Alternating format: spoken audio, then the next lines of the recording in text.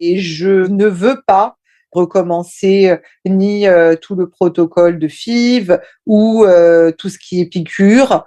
Je me dis que finalement, l'histoire en a décidé comme ça. J'ai, merci mon Dieu, une fille et un garçon en bonne santé. Je suis dans un nouveau pays, j'ai besoin de me reconstruire et voilà, et voilà. Et puis les années avancent aussi, et puis ça y est. Donc tu Et fais le puis ça deuil y est. de ce troisième enfant. Je crois pas que c'est le mot deuil, mais parce que c'est pas quelque chose, c'est un mot que non, j'emploierai pas pour là cette situation-là. D'accord. Mais voilà, ça vient pas et c'est pas très grave. Par contre, un autre problème arrive, c'est que pendant les rapports que j'ai avec mon mari, j'ai des souffrances et des douleurs insoutenables. Voilà, insoutenables. L'endométriose a longtemps été ignorée et la douleur de nos mères, de nos sœurs, de nos amis négligée ou minimisée.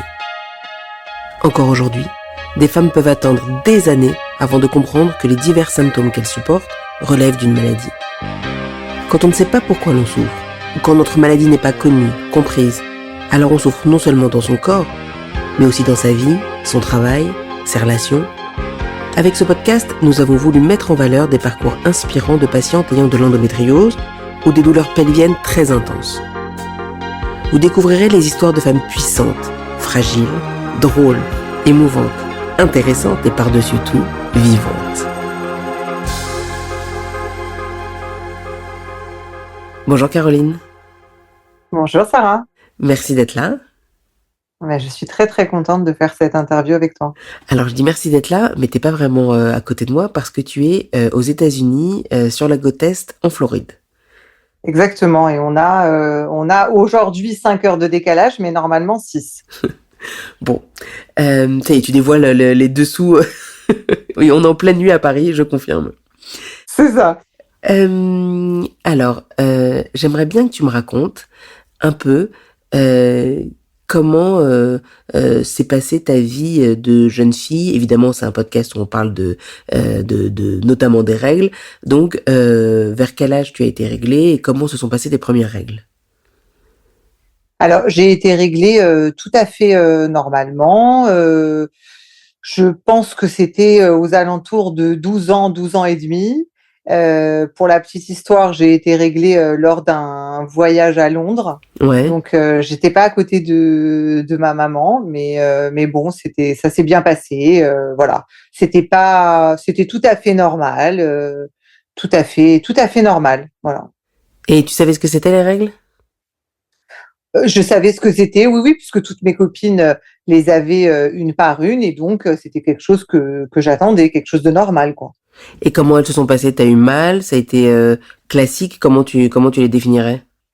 C'était très classique, un petit peu abondant, mais très tout à fait normal, tout à fait normal. Je me suis pas posé de questions et demandé s'il y avait un problème ou pas de problème, voilà. Et les années qui ont suivi, ça t'a semblé assez classique? T'avais pas de douleur ou au contraire t'avais des symptômes qui ressemblaient pas à ceux de tes copines ou c'était assez classique? C'était plus que classique. C'était très très classique. J'avais un peu mal au bas ventre pendant cette période. Pour tout te dire, mais tu le sais, j'étais quelqu'un de très forte à cette époque-là, et je prenais un petit peu le fait d'être indisposée comme excuse pour me faire dispenser de gymnastique ou Je de l'avais pas vu cours de venir. sport, mais j'avais mal, mais je suis quelqu'un qui supporte aussi la douleur. D'accord. Et puis passe l'adolescence et tu as un amoureux. Exactement. Et tout se passe bien? Tout se passe très bien, tout se passe très très bien. on commence une vie sexuelle tout à fait normale et sympathique. Ça me fait rire à l'avance d'imaginer qu'il écoutera cet épisode. Ouais, moi aussi. C'est exactement ce que je lui ai dit hier soir. Peut-être que tu vas apprendre des choses. Bon, bah, on a un peu spoilé parce qu'on sait que c'est toujours ton amoureux, parce qu'évidemment, à un moment, vous faites des projets. Exactement. Est-ce que tu peux nous raconter un peu comment sont ces projets, comment ils sont accueillis par ta famille, voilà, un peu ce contexte. Alors en fait, je rencontre mon mari d'aujourd'hui, même si on avance un petit peu dans l'histoire. Et puis il n'est pas encore complètement divorcé. Il est séparé depuis bien longtemps, mais pas encore complètement divorcé. Et moi, je suis l'aînée d'une famille ashkénaze, et lui est plutôt d'Afrique du Nord, donc pas très très bien accueilli un peu au un choc démarrage. des cultures. Voilà, c'est ça, plus qu'un choc des cultures. J'ai fait un mariage mixte, hein, donc voilà. Mais donc ça se passe pas hyper bien, et par le fait qu'il il n'est pas ashkénaze, et aussi parce que il n'est pas encore complètement divorcé, et que qu'on ne peut pas se marier et commencer à faire de réels projets. Donc les années avancent, les mois avancent, c'est très très long. Et puis on décide de faire un bébé pour officialiser un petit peu aux yeux de ma famille. Et je me dis, comme de l'autre côté aussi, très certainement que la pilule va peut-être mieux passer, c'est le cas de le dire, du côté de ma famille. Donc on décide ensemble que je tombe enceinte. Voilà. Et alors, comment ça se passe? C'est la première fois que j'essaye de faire un bébé. Je me suis en aucune façon posé des questions. Est-ce que ça marche? Est-ce que ça marche pas? Est-ce que c'est normal? Combien de temps ça met? De toute façon, on n'était pas très pressés, donc je ne me prends pas du tout la tête, et voilà quoi. Et on y va gaiement. Donc tout va bien. Je tombe enceinte. Ouais. Je tombe enceinte, et malheureusement, la grossesse ne se passe pas comme elle se doit, comme il faut. Et je fais une grossesse extra-utérine, et je dois avorter. Voilà, je dois avorter parce que le bébé est très mal placé et que ça ne va pas. D'accord. Tu étais jeune à cette époque, tu as quel âge? J'ai 22 ans. À cette époque, j'ai 22 ans.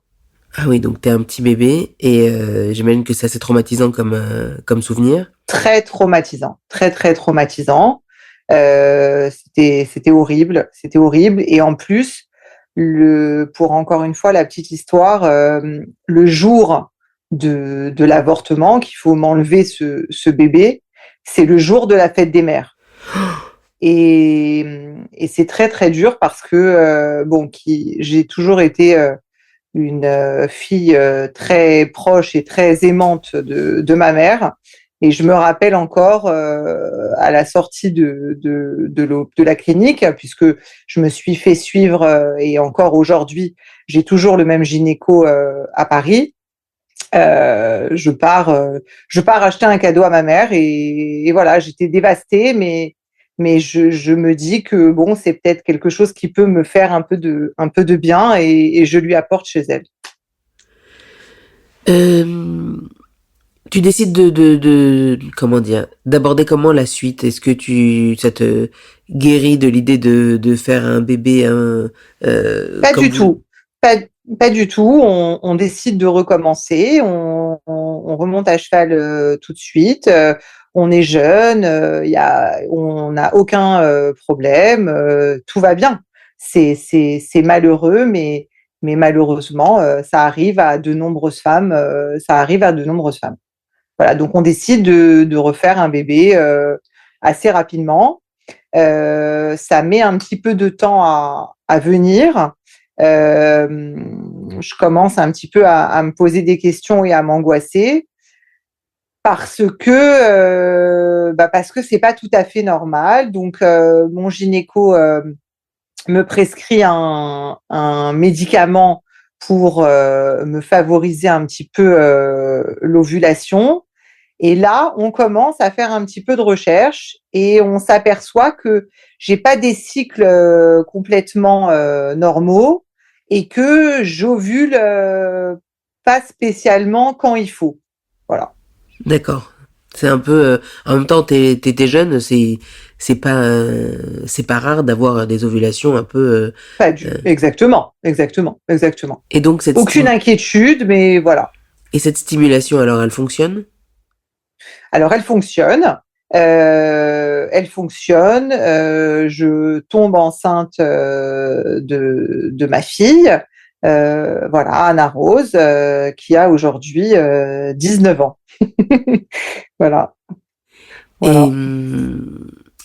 donc j'imagine que c'est un plan qui se déroule sans accroc et que puisque t'as dit que tu l'appelais ton mari, finalement vous arrivez à vous marier. Alors, on se marie, Anna Rose a 11 mois. Ma seule préoccupation, pour un petit peu rigoler, est que je veux lui acheter une robe qui ressemble à la mienne. Ouais. Mais le problème, c'est qu'elle ne marche pas et que ce style de robe, quand vous avez un bébé dans les bras de 11 mois, ça fait tout de suite meringue. Donc voilà ma préoccupation du moment.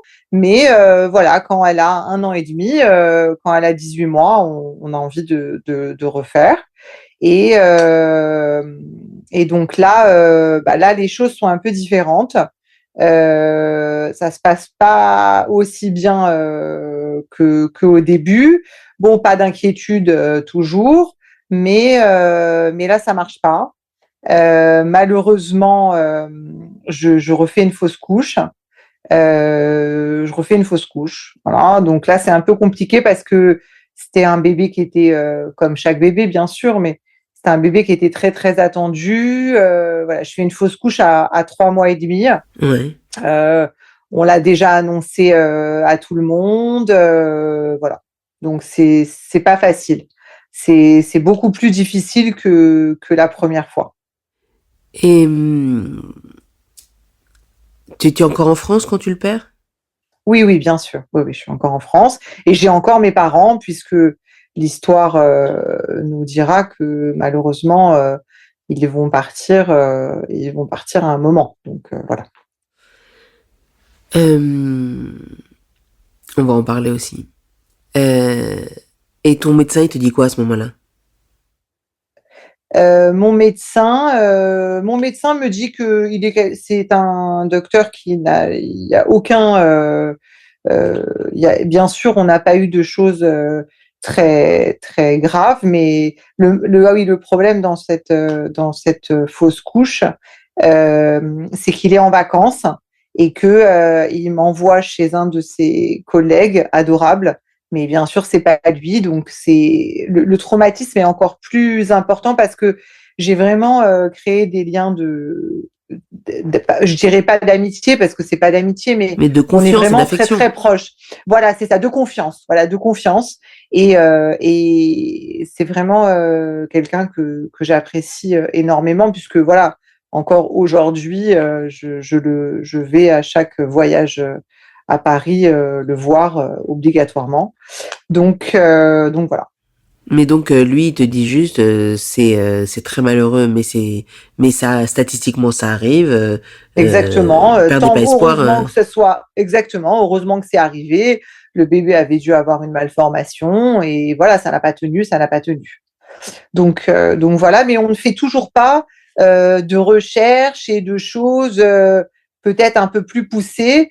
Je crois dans mes souvenirs un petit épisode que Michael n'avait pas du tout apprécié. Je crois qu'on lui fait un examen pour voir si le problème vient plutôt de moi ou de lui. Bien sûr, il n'y a pas de problème de fond. Et voilà, donc on Tu veux dire quoi, un continue. spermogramme? Voilà, exactement, D'accord. exactement, exactement. Et donc vous Je vous me rappelle continuez à que vous dire bon bah on essaye de panser ce chagrin, cette plaie, et on réessaye de faire un bébé. Exactement. Voilà, on essaye, ça marche pas du tout, ça marche pas. Voilà, ça marche pas, c'est très long. Chaque mois, c'est une déception. Je pense que je fais des tests d'ovulation. Vous savez, le petit truc là où il faut faire pipi dessus, il ne sourit jamais.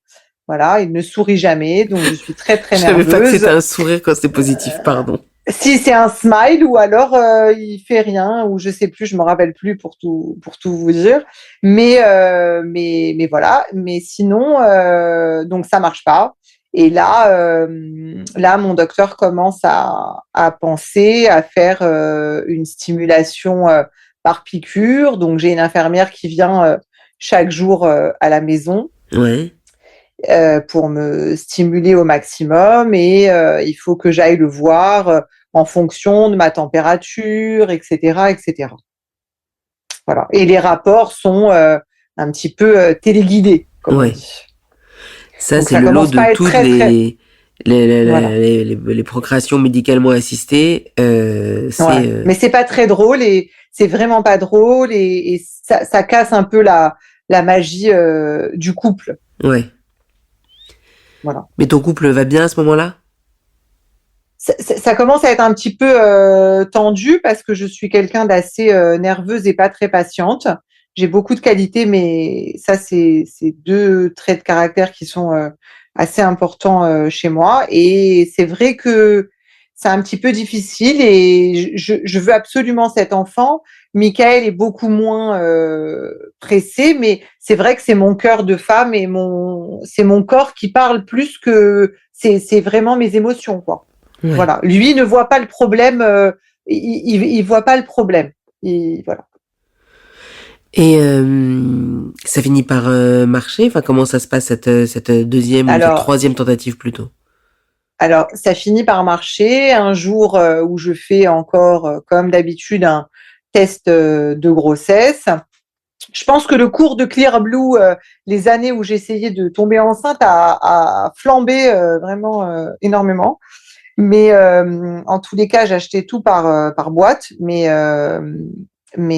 donc voilà, ce fameux jour, je fais ce test à la maison. Je ressens des choses complètement différentes dans mon corps et dans ma poitrine. Le test est négatif, mais au fond de moi, je sais que je suis enceinte. Voilà, je le sais. Donc j'appelle ma mère pour lui dire et elle me répond très du tac au tac. Elle me dit bon, ne t'inquiète pas. À mon avis, tu dois être enceinte, mais de trop peu. Donc ça n'a pas encore, ça peut pas encore ressortir, mais attends quelques jours. Donc voilà, c'est encore une crise parce que j'en ai marre d'attendre. Et voilà, et je refais le test quelques jours après et il est positif. Donc là, c'est vraiment, je pense que c'est le quart d'heure le plus satisfaisant et je trouve même pas mes mots là, tu vois, encore oui, c'est un bonheur immense, quoi. Ah là, c'est pas racontable ce que je ressens. J'ai envie de faire une petite mise en scène pour l'annoncer à mon mari. Donc voilà, donc je décide de réserver un de nos restaurants préférés, qui normalement il faut 1 mois d'attente pour avoir une table. Ouais. Et j'appelle la patronne du restaurant et je lui dis Marina, il faut absolument que vous me trouviez une table pour ce soir. Et elle m'a dit qu'est-ce qui se passe? Je lui dis écoutez, il faut absolument que je vienne manger dans votre restaurant ce soir. Et elle m'a trouvé une table et voilà. Tu lui as dit pourquoi? J'avais écrit. Non, j'ai pas dit pourquoi. Non, j'ai pas dit pourquoi, mais je lui ai dit que c'est une question de vie ou de mort. Et donc, non, je lui avais dit que j'avais une grande nouvelle à annoncer à mon mari et que je voulais le faire dans son établissement et elle avait été flattée. Donc voilà, et la soirée s'était passée à merveille. J'avais écrit une petite lettre et en parlant c'était le bébé qui parlait et bon voilà, c'était très très émouvant. Et comment se passe cette grossesse? À merveille, à merveille. En plus, donc moi, comme vous avez compris, j'avais déjà une petite fille merveilleuse. Bien évidemment, vu tous les soucis et toute l'attente, on s'en foutait de savoir le sexe et de savoir que c'était un garçon. Mais je ne te cache pas que quand on a su que c'était un garçon, là, c'était vraiment, c'était le jour de gloire est arrivé, quoi. Vraiment, Ouais, un grand vraiment. bonheur. Ouais, vraiment, vraiment, c'était merveilleux, c'était merveilleux. C'était merveilleux, la grossesse se passe à merveille, tout se passe merveilleusement bien, tout le monde me chouchoute, tout le monde est adorable et voilà. Et puis, quelques mois, je crois que j'étais enceinte, je me rappelle plus si c'était 7 mois et demi ou 8 mois. On apprend que mon père est très malade et qu'il faut l'opérer d'urgence, lui mettre des stents, etc. Et on me cache un peu La gravité? l'envergure, la gravité, ouais, on me cache un peu la gravité parce que je suis presque à terme. Donc, on essaye de m'expliquer gentiment ce qui se passe, mais je comprends que c'est grave. Et le 1er juin, mon père part d'une crise cardiaque brutale. Voilà, donc c'est horrible. Voilà, il n'a pas vu 60 ans et ça dévaste tout le monde et la vie s'arrête. Voilà, la vie s'arrête. Malheureusement, ça ne suffit pas dans les malheurs. 6 mois après le départ de mon père, on apprend que ma mère est très malade et qu'elle est atteinte d'un cancer au poumon et que ça va pas du tout s'arranger et qu'il y en a pour 18 mois. Donc voilà, et malheureusement, les docteurs ne se sont pas trompés. Elle part 18 mois après le départ de mon père. Voilà. Mais bon, c'était un couple, c'était une personne, et voilà, elle s'est battue, mais il y a rien eu à faire. Donc voilà. Donc on termine l'année de deuil de ma mère et on prend la décision avec mon mari. Donc, on prend la décision avant qu'elle parte, quand les docteurs commencent à nous faire comprendre que l'issue sera fatale. On prend la décision de partir aux États-Unis avec Michael. Et les enfants, malheureusement, pour ces raisons-là, parce que j'ai vécu 18 mois d'enfer sur Terre, et que ma seule, bien évidemment, je m'occupais de ma mère, mais l'éducation et la vie des enfants, c'était très très compliqué parce que j'étais du matin au soir à son chevet et que je voulais essayer de tout faire pour la sauver. Mais donc voilà, donc on prend la décision de partir. Parce que aussi les enfants ont l'âge parfait pour pouvoir recommencer et se construire et voilà, se faire de nouveaux amis, qu'il n'y ait pas de problème de langage. Et voilà. Pendant toute cette période, tu t'occupes de la santé de ta maman, tu fais le deuil de ton papa, tu t'occupes de tes 2 jeunes enfants, accessoirement de ton mari. Exactement. À quel moment pas beaucoup, très très honnêtement, pas beaucoup, le pauvre, pas beaucoup. Et de toi, à quel moment tu t'occupes de ta santé et de ta santé Je m'en à occupe toi? pas du tout. Je m'en occupe pas du tout. Déjà parce que je suis pas quelqu'un qui me plaint énormément, que comme je vous l'ai dit, je supporte la douleur. Là, c'est vrai que ma seule préoccupation était que tout le monde soit à la bonne place et qu'il ne manque rien à personne. Voilà. Donc non, je me laisse complètement. Je m'occupe pas du tout de moi, ça c'est sûr. Euh, Comment va ta vie? Alors, c'est pas le mot, c'est pas intime, mais euh, tes, tes cycles? Est-ce que tu as des douleurs? Comment ça va de ce côté-là?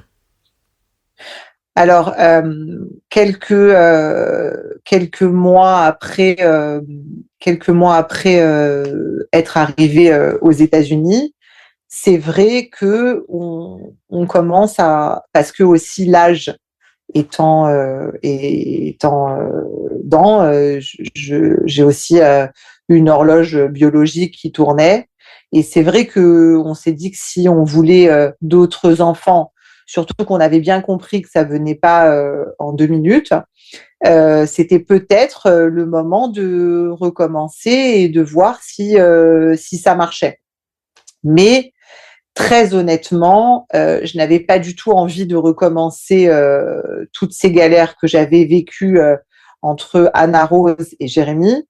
Euh, et c'est vrai que je voulais qu'une chose, c'est de reconstruire mon couple, de me refaire des amis, de retrouver une activité et que les enfants soient dans une bonne école et avec les bonnes personnes. Donc, t'es partagé entre reconstruire ta vie et avoir envie enfin, une nouvelle vie en tous les cas, et avoir envie de faire Exactement. un enfant. Exactement. Donc, tu fais quoi pour faire un peu le point sur ta situation?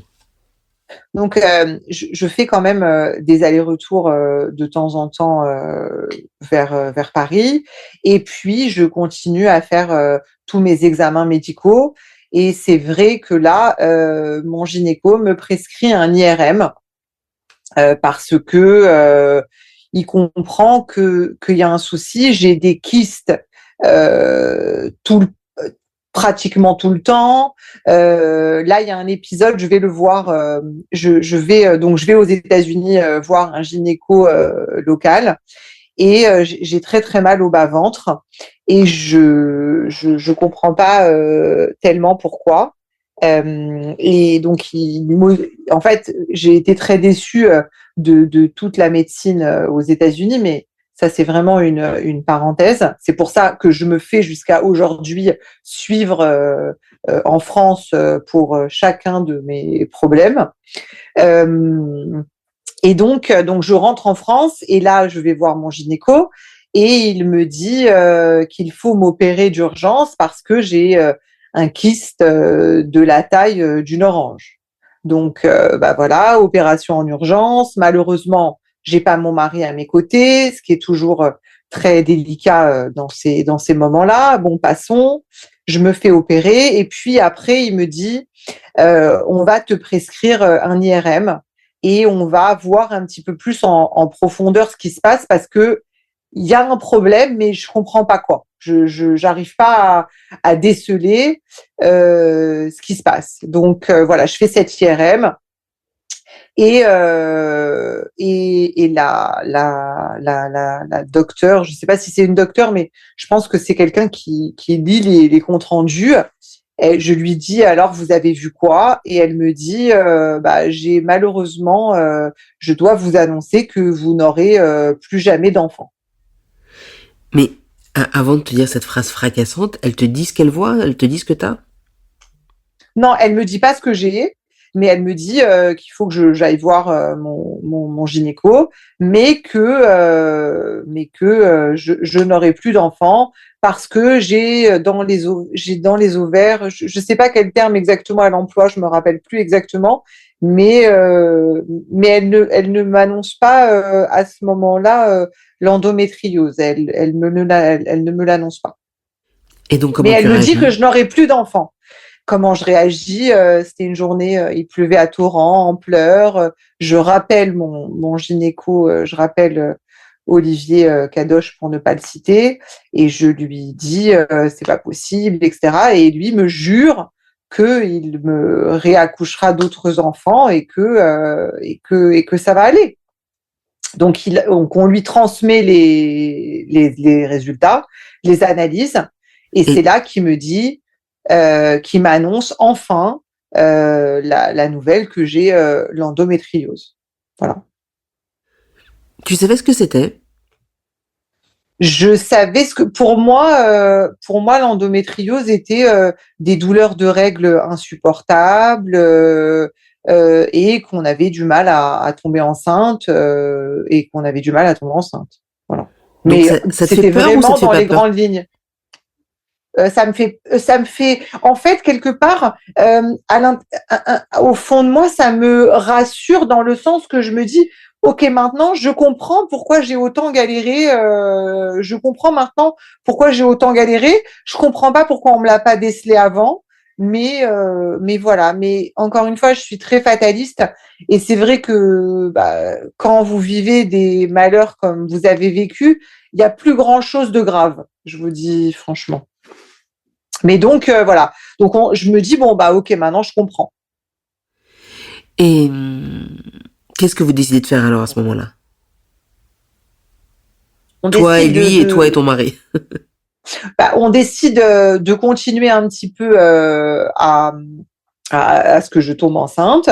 Je reprends les médicaments les médicaments que j'avais pris pour Anna Rose. Et voilà, je repars aux États-Unis et ça vient pas. Voilà, ça vient pas et je ne veux pas recommencer ni tout le protocole de FIV ou tout ce qui est piqûre. Je me dis que finalement l'histoire en a décidé comme ça. J'ai, merci mon Dieu, une fille et un garçon en bonne santé. Je suis dans un nouveau pays, j'ai besoin de me reconstruire et voilà, et voilà. Et puis les années avancent aussi, et puis ça y est, Donc tu et fais le puis ça deuil y est. de ce troisième enfant. Je crois pas que c'est le mot deuil, mais parce que c'est pas quelque chose, c'est un mot que non, j'emploierai pas pour là cette situation-là. D'accord. Mais voilà, ça vient pas et c'est pas très grave. Par contre, un autre problème arrive, c'est que pendant les rapports que j'ai avec mon mari, j'ai des souffrances et des douleurs insoutenables. Voilà, insoutenables. Et ça ne t'était jamais arrivé auparavant? Ça ne m'était jamais arrivé. C'est vrai que j'avais peut-être un peu de douleur, euh, un petit peu de douleur, mais pas comme ça. Mais pas comme ça. Pas comme j'ai là depuis 4-5 ans, on va dire. Et est-ce que quand ça arrive, Mhm. tu fais le lien avec l'endométriose ou pas tout de suite, ou pas du tout? Pas du tout, parce que je ne savais pas que s'il y avait un problème. Pas du tout, pas du tout, pas du tout. Et puis encore une fois, c'est quelque chose d'assez intime et personnel. Donc même si j'ai une très bonne relation avec mon gynéco, je ne lui en ai pas parlé tout de suite. Je ne comprenais pas quel était le problème, mais je ne lui en ai pas parlé tout de suite. On a eu une invitée du podcast qui s'appelle Nathalie et qui, elle, Mhm. racontait que quand ça lui est arrivé, elle a tout de suite pensé que c'était psychologique. Donc elle s'est remise en question, elle s'est dit est-ce que j'ai vraiment envie de faire l'amour Je ou suis tout pourquoi à j'ai fait peur? d'accord avec elle. Exactement. Je suis d'accord avec elle, mais, mais je me suis pas, je sais pas, j'arrive même pas à expliquer en fait. Je me suis pas remis moi en question. Ouais. Mon mari est quelqu'un de très doux et et dans un lit très attentionné parce que en dehors du lit c'est moins ça, mais c'est pas le sujet du jour. Mais est quelqu'un de très attentionné, donc je prends beaucoup de plaisir, je n'ai pas de problème, j'ai aucun, on n'a aucun souci sexuellement parlant, voilà. Sauf que Mais t'as là ces les douleurs problèmes atroces qui arrivent, arrivent. horrible, horrible, Et horrible. alors, est-ce que t'en parles à quelqu'un à un moment? Non, non, j'en parle pas. Je prends encore une fois sur moi et non, j'en parle pas. Je commence à en parler quand ça devient insoutenable et que je ne peux pas avoir, par exemple, 2 rapports dans la même semaine ou avec 3 jours d'intervalle. Je ne peux pas, je peux pas aller faire pipi après un rapport. C'est insoutenable. Pour vous expliquer un peu la douleur, c'est comme si qu'on me cassait un verre à l'intérieur de mon vagin. Voilà. Je peux pas être plus explicite que ça. Et c'est horrible. C'est horrible. Tu finis par en parler à ton gynécologue français? Oui, exactement, lors d'un voyage. Et, euh, et il comprend que là, il y a urgence parce qu'il me connaît depuis que j'ai 18 ans, donc c'est pas aujourd'hui. Et là, il voit que c'est plus possible et que j'ai besoin d'avoir une vie sexuellement épanouie et normale. Et de pas Et souffrir. c'est obligatoire. Et de pas souffrir à chaque rapport. J'ai mal au ventre à chaque fois que je sais ou que je me dis que je vais peut-être aller avec mon mari. C'est horrible. C'est horrible parce que je suis je suis hermétiquement fermée. Voilà, donc là, il décide de me faire un laser. Mais déjà, c'est lui qui t'explique que ça doit être de l'endométriose, des adhérences ou... Exactement, exactement, exactement, exactement. Et alors le laser, Exactement, mais en vrai, parce que c'est aussi dans mon tempérament, il peut m'expliquer ce qu'il veut, je m'en fous, je veux juste une solution aujourd'hui pour avoir une vie de femme normale. C'est tout. Je lui dis, fais ce que tu veux, mais il faut absolument que je redevienne normale et que je n'ai plus ces douleurs. Donc, il me dit qu'il y a un nouveau laser qui est un petit peu expérimental, mais qui commence à faire beaucoup de bien aux femmes. Et voilà. Et aujourd'hui, j'ai 45 ans, donc il me dit aussi que ce laser va aider à régénérer toute tout mon vagin, quoi. Voilà, exactement, exactement. Et donc tu fais ce laser, ça fait mal? Alors, ça fait pas du bien. Vous êtes comme brûlé de l'intérieur, quoi. Ça fait pas du bien, non. C'est pas un kiff. Une fois que... Et donc, tu l'as fait plusieurs fois, ça? Ouais, là, je vais le refaire, là, et ça sera ma 4e séance. Et alors, est-ce que toi, ça t'a apporté quelque chose? Oui, oui, oui, oui, oui. C'est miraculeux. Donc, il faut attendre quelques jours pour que ça cicatrise un tout petit peu. Ouais.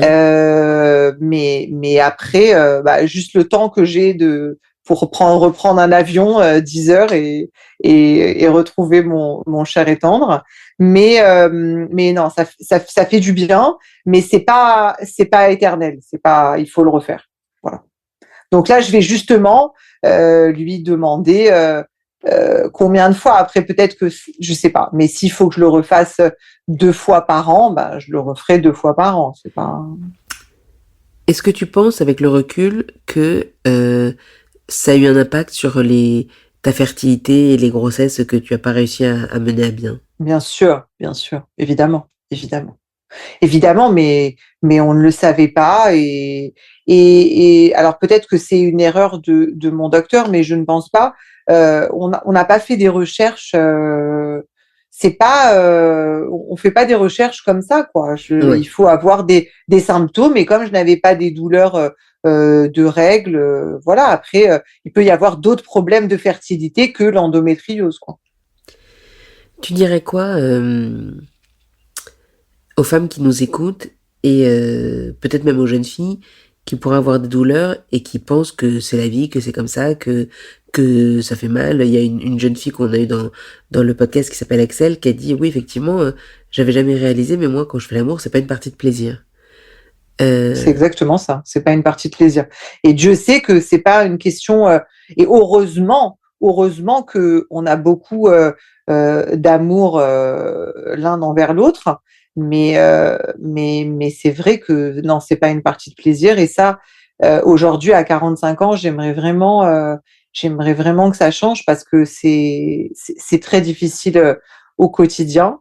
Moi, je leur dirais d'écouter leur corps et que quand elles sentent ou qu'elles voient quelque chose d'anormal, il faut pas avoir honte, il faut pas que ce soit tabou, il faut aller dépister et regarder quel est le problème. Aujourd'hui, en 2025, il peut y avoir des solutions pour chaque problème et il faut pas attendre. Voilà, il faut pas attendre parce que ça peut vraiment pourrir une vie, quoi.